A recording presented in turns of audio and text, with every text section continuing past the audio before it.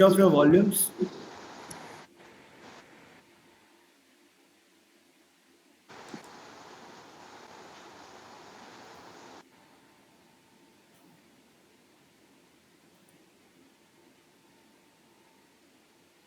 We start today's market talk. US tariffs bite India. What's next? This is the biggest question because 50% US tariffs kicked off from 27th August. Apart from impact on exports and GDP, indirect impact will be on loss of employment in India's manufacturing sectors, loss of market share as tariffs put India at a relative disadvantage with respect to competitors such as Malaysia, Vietnam, Indonesia, and even China in terms of exports. So what is happening now is that Indian government is pushing hard for policy reforms and engaging with key economies like UK, European Union, Japan, and China for furthering trade. While Indian equity markets have underperformed as compared to global counterparts, but right now, in my opinion, we have only seen a time correction. Valuations are yet to come down to compelling levels. So, how do we navigate? Navigating India's economic crossroads. So, India still remains the fastest growing major economy, uh, because of which Indian equities have consistently been traded at a premium over emerging market peers. FI's exodus is about disappointing corporate earnings, which have been carrying on for last at least 2 to 3 quarters. While government's capital expenditure has supported growth since the pandemic, but with the return to path of fiscal consolidation, government is also limited in capability to pull the economy. So, as an investor, this volatility is an opportunity to accumulate fundamentally strong businesses at attractive valuations. So, I'll just show you the valuations, how India is at premium over emerging market peers and why.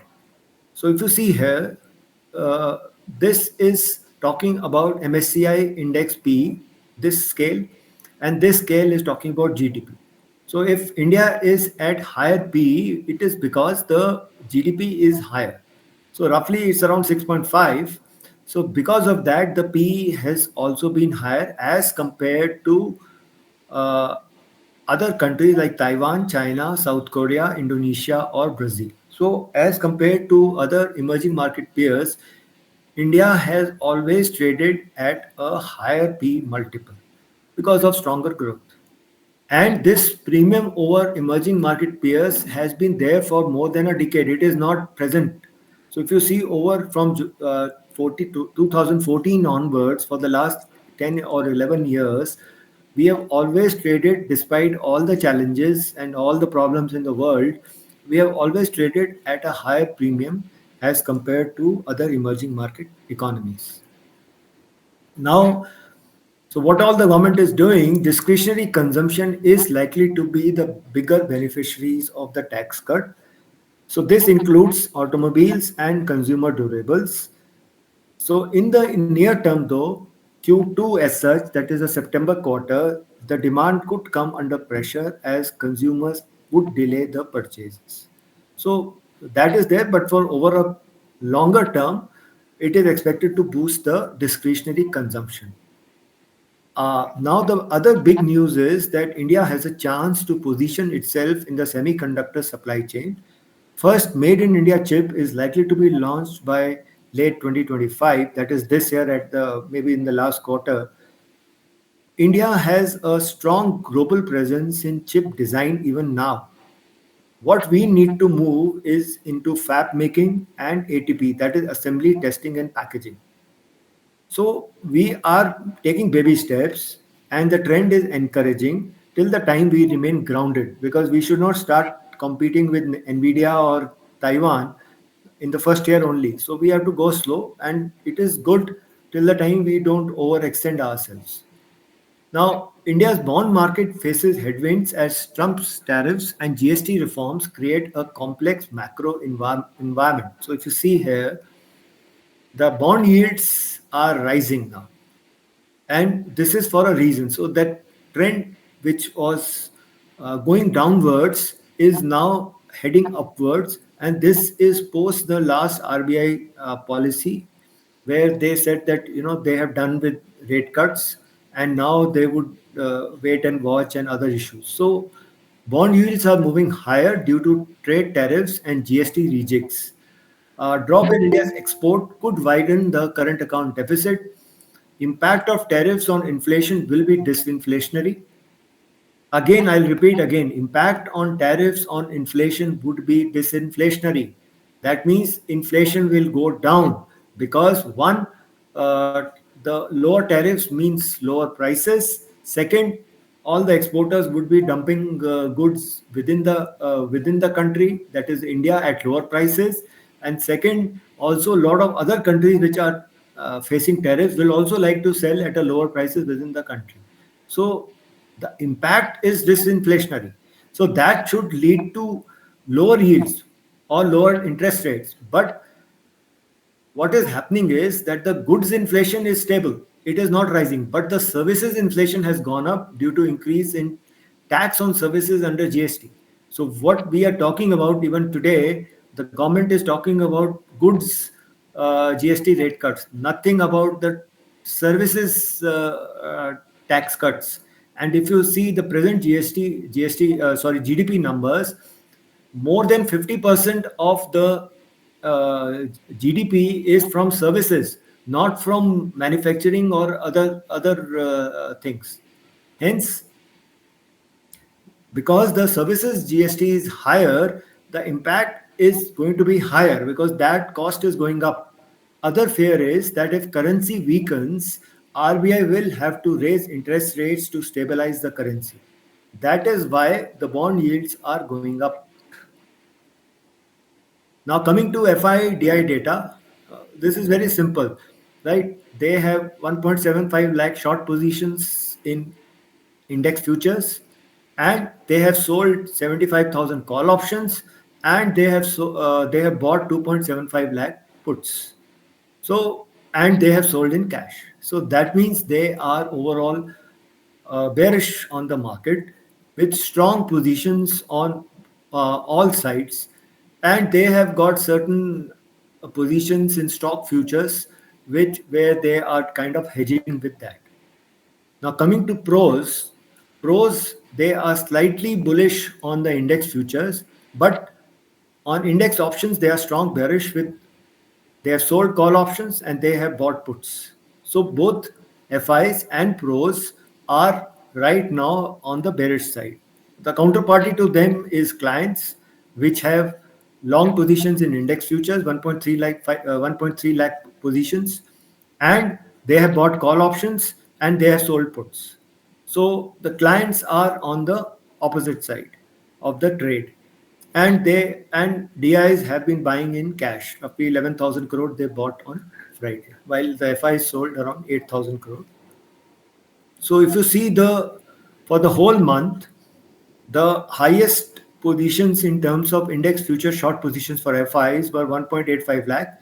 It dipped as it neared the expiry, and it was at 1.69 because they must have booked some profits.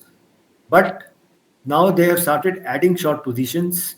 So it has now gone to 1.75, and the way the things are going, they will again reach that same level. So they are roughly around, they have only 8% long positions overall, and 92% they are short. In terms of other thing, the day they turn bearish in terms of selling calls and buying puts, the indices have big decline. That is around a percentage decline is there. So the last decline was on 8th August when it went to around 24,360 odd, and then on 26th August and other dates. So one has to be careful and watch their positions. Coming to US markets had a marginal loss this week because of a decline in semiconductor stocks after disappointing earnings countered favorable economic data. Nvidia investors were concerned over its conservative revenue guidance and assumption of no further sale of AI chips to China. US GDP growth was actually revised upwards to 3.3% from 3%, so no problem on that side. Core personal consumption expenditure price index came in line in July. That is what is their CPI index. And so a Fed is now on track for an interest rate cut in September. So that probability has increased more than 80%, and because of that, the US bond yields came down. So that means the probability of a 25 basis point rate cut uh, in September is pretty high. So with that, the dollar index has also been declining, and it is come to 97. It may decline further as the probability increases. Crude is at the same level, not much change, which is happening geopolitically. Gold rose because if there are going to be rate cuts, that means there will be more interest or more safety or more money going into towards gold, etc. Silver has now reached the top of the rising trend line, and it was up 2%. Silver generally moves in large spurts and is more volatile than gold. It is more affordable than gold and is an excellent conductor of electricity. That's why it has good industrial use. Finds use in mobile phones, switching systems in cell towers, cell phone towers with 5G technology. In addition, that photovoltaic voltaic cells require silver used in generating solar power. Silver is also used in battery connector wiring and electronic systems in electric vehicles also. So there are a lot of industrial uses, and because of which there is a lot of demand for silver. So once it breaks this rising trend line, it is expected to go higher. Copper was nothing much, 1.85. Decline in dollar helps the metals. Bitcoin declined 5%. There was some selling and not nothing else. Actually, just profit booking. So as I told you, S&P 500 was flat, but it had made a fresh high. Nasdaq declined, as I told you, around 0.35%, minor decline, basically because of Nvidia. And Dow Jones also was flat, and but it is still above the previous high, so it is still in an uptrend. Now, India VIX declined last week, and on Friday it declined 3.5%, and it has now come to 11.75%. So that means the premiums are going to be lower if you're trading options. Now, if you see the Nifty 50 weekly charts, the weekly candle was nearly 1.78% decline, and it has broken below the 20 EMA, and it has generally reached that level of the last low of around 24,350. So 24,350 or this level is the make or break level. So it can go up from here or it can come down from here, depending on how things move geopolitically and other issues. So watch out for this level of 24,350, the last low. Now coming to daily charts, if you see here, Nifty has made a head and shoulder pattern, which is a negative pattern, and the logical target for this head and shoulder from this neckline is roughly around 23,300. So that is the logical target.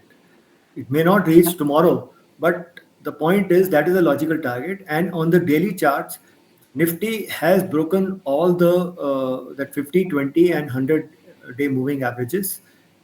Now it is headed towards 200 EMA, which is 24,250. So this 24,350 to 24,250 would 24,350 is the last low. So this zone becomes important. If this breaks, then it goes down further. Hourly chart, so if you see here, it has been constantly declining with gaps and making lower lows, and it is below all the moving averages on the hourly chart, though it is oversold. So expect some kind of a short covering in short term, which will again be used to sell.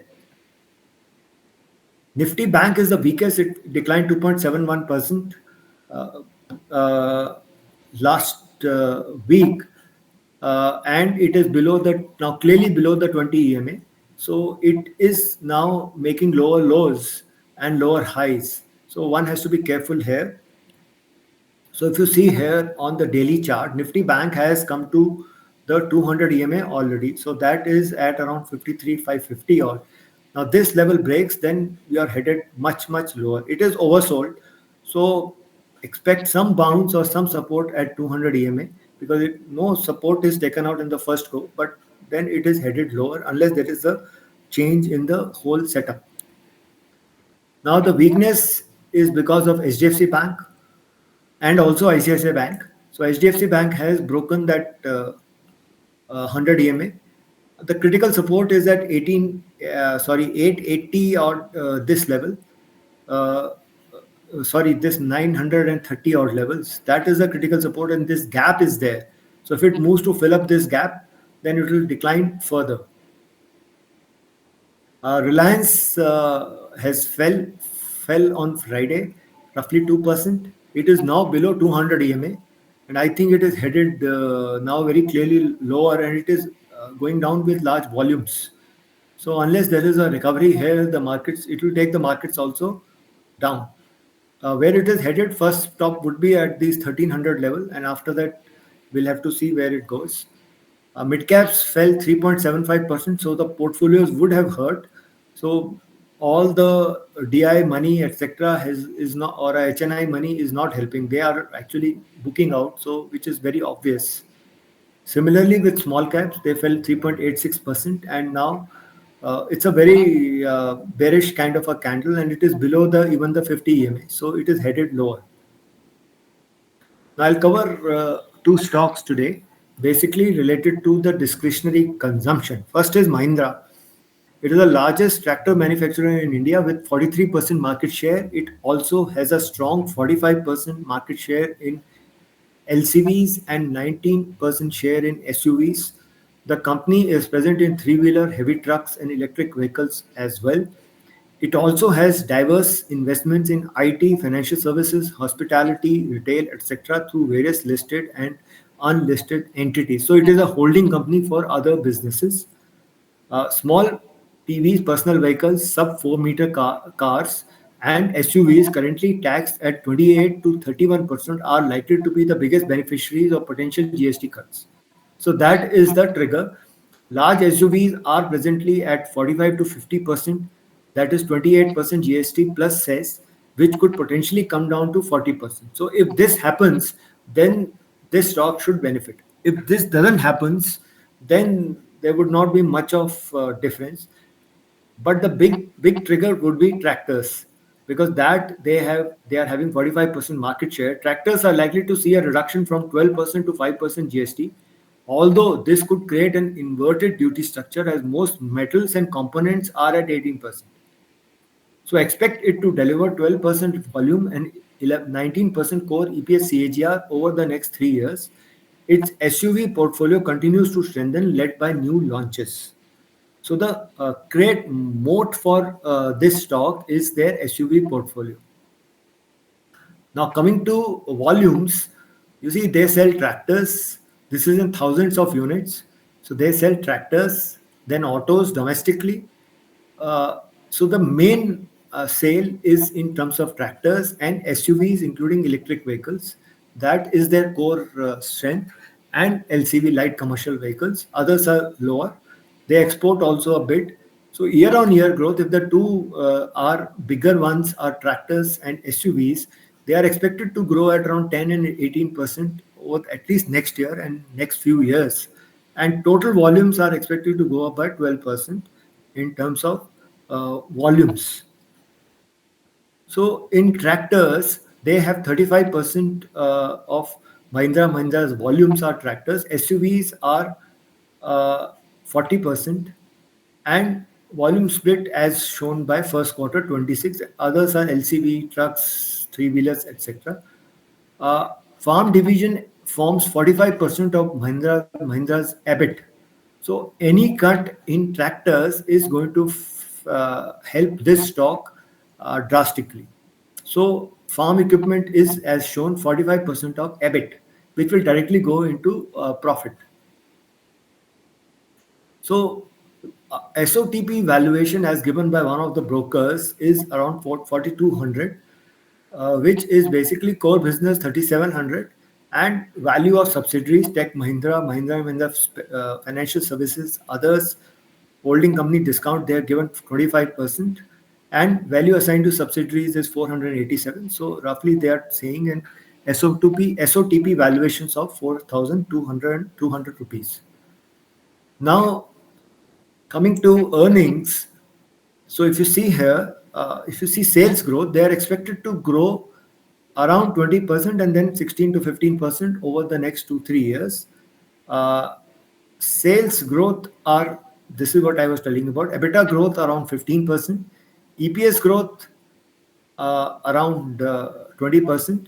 EBITDA margins are going to be around 14% and remain at generally at that level. And EBITDA per vehicle in thousands per vehicle is improving. So they are earning more per vehicle which they are selling because of it is the vehicles are becoming more complex and their earnings per vehicle are improving. So they are expected to do an EPS of around 119 or 120 in FY26 and 139 or in FY27. So if they're going to grow at EPS growth of around 20% or you can easily give them EPS of and this is standalone numbers. The numbers of subsidiary are separate. So at 130 rupees, you can give them easily earnings of roughly around 30 times the way they are growing and the way they have market share. So at 3900, 3600 should be a decent price for them. 120 and 30 times, so 3600 should be a decent price. Give around 400 to its subsidiaries, so that comes to around 4000 rupees. So this stock had gone up to 3400 after this news of GST cut. Now it has been correcting because there is some uncertainty about how much would be the GST on larger vehicles. So it is correcting. So every dip is a decent buying opportunity for this stock. If it comes to this 200 EMA, then you should buy in wholesale this stock. It has come down because of this uncertainty and negativity in the market. Now the other stock is TVS Motors. It manufactures and sells two-wheelers and three-wheelers in India and overseas markets. It is present across two-wheeler product categories, motorcycles, scooters, and mopeds. Two-wheelers and small personal vehicles, sub 4-meter cars and SUVs currently taxed at 28 to 31 are likely to be the biggest beneficiaries of potential GST cuts. So their portfolio would get great help because they are pretty big in two wheelers. It can deliver 15% volumes and 27% EPS CAGR over next 3 years. So that is big, around 27 to 30% EPS CAGR. With its attractive product propositions, it is gaining market share across segments. Its market share has risen to a 22-year high in domestic and new high in exports. Demand recovery in Indian two-wheelers and export markets should drive strong volume growth. Good product capabilities in scooters and premium bikes. So they have good products also. So if you see here, their volume is expected to grow at around 15%. Revenue is expected to grow around 19%. EBITDA expected to grow 25%, and EPS by around 27% over the next 2 3 years. So this is the basic idea. And they have improved their market share in motorcycles, scooters, electric two-wheelers, domestic two-wheelers, exports two-wheelers, and export three-wheelers. So in all segments, they are gaining market share, which is very encouraging now. Now coming to their volume growth.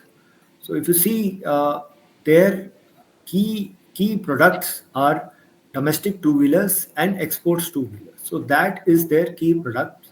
Rest are smaller in terms of products. Uh, and that is three-wheelers and exporting of three-wheelers, etc. Uh, they are expected to grow volumes by around 16% in domestic two-wheelers and export two-wheelers by around 22% and total two-wheelers by around 17%, and total volumes are expected to grow around 18% for FY26. So if you see here, they're expecting a sales growth of around 22% and 18% subsequently, EBITDA growth around 30%, and EPS growth of around 30% for FY26. This is basically because of the impending GST rate cut. So they're expected to grow faster, and then it will be at a lesser pace in FY 27-28. They are expected to do around 75 rupees EPS in FY 26 and 95. So taking a mean of around 85, since they are having a higher EPS growth, they can be given around a PE of around 40 odd. So at 40 odd PE, they can be easily trading at 32, 3500, 3600 odd levels. Now, this stock, if you see the chart, it has been constantly rising. It had a dip and it has made a nice rounding bottom, or you can say a cup and handle. So you can see whatever you want to see, but it has made a nice bottom, and so technically it is strong. And now from this level of around 20, just below 3000, it is breaking out now, and it is headed higher.